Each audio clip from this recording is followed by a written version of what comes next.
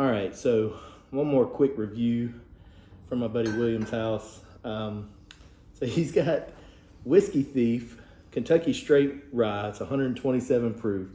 So we've worked our way up in proof. I'll put some pictures of this on the video as well. But anyway, this is Kentucky Straight Rye Whiskey, 63.5 ABV. Can't really read some of the writing on there because it's like a weird font. I don't know if you guys can see that, but it's just a kind of a strange font. Uncut, unfiltered, barrel proof. Don't know a thing about it, right? So I was telling him, man, I've never tried Thomas Handy. That's one that I'd like to try. I love ryes. And so he was like, man, I got one I want you to pair it up with. So the Handy is 126 proof, limited edition, straight rye whiskey. This one is going to be right there at 127 proof. So 126.2 versus 127, and he blinded them for me. So I don't know what's in what as far as the glasses go, and I'm just going to give it a rundown and let him tell me which one I chose. There again, never tried either one of these whiskeys ever. So this first one in the short glass kind of smells like banana, maybe. That's what I would say. Sweet, not a lot of ethanol, light. The palate,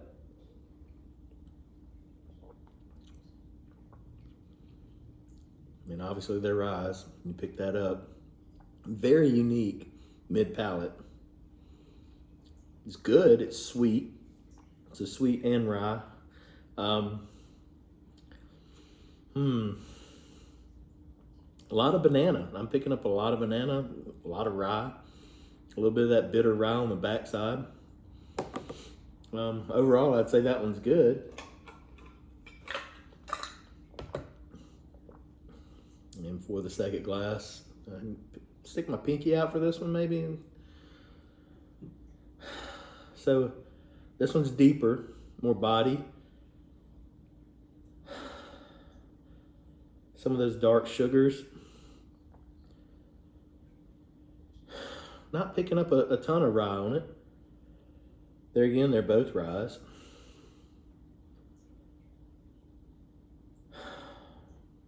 Maybe some dark fruit. See what it's like on the palate.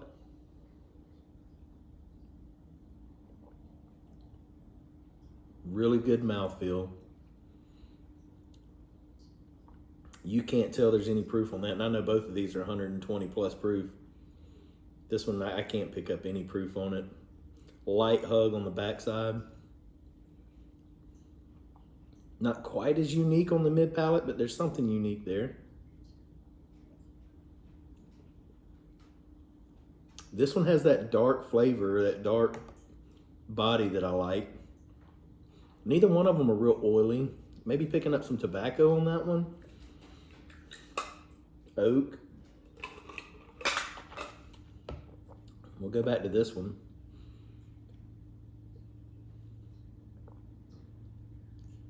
Definitely rye, definitely unique. Man, I can't tell you exactly what I'm picking up on that one. They're both good. Which one do I prefer, right? That's the question. Which one would I place in the top?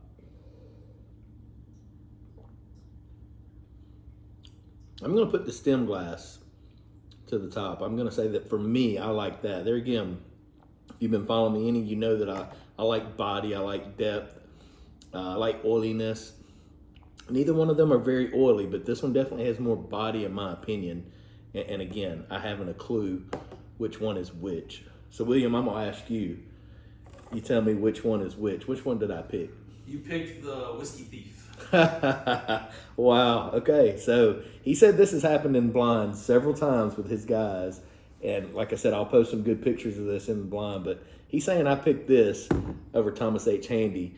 And I guess we probably, should we talk secondary or MSRP? What are we looking at price points on these bottles? I think the Whiskey Thief is about 100-ish plus if you can find it. Okay. And then Handy, I forget what MSRP is, what secondary. That's a 2016 bottle, so it's a little older. Okay. But probably, I don't know, Handy's go for what, $500-$600 now? I'm not sure. Wow. So that's something that excites me, guys. Like when you get around, you start tasting whiskeys, don't get jaded by the bottle, the name, the distiller, the price point. If it costs more, it must be better, right? You just saw right there, it's a legitimate blonde, honestly, and I picked the cheaper of the two, yet, albeit they're both kind of hard to get your hands on for one reason or the other, right?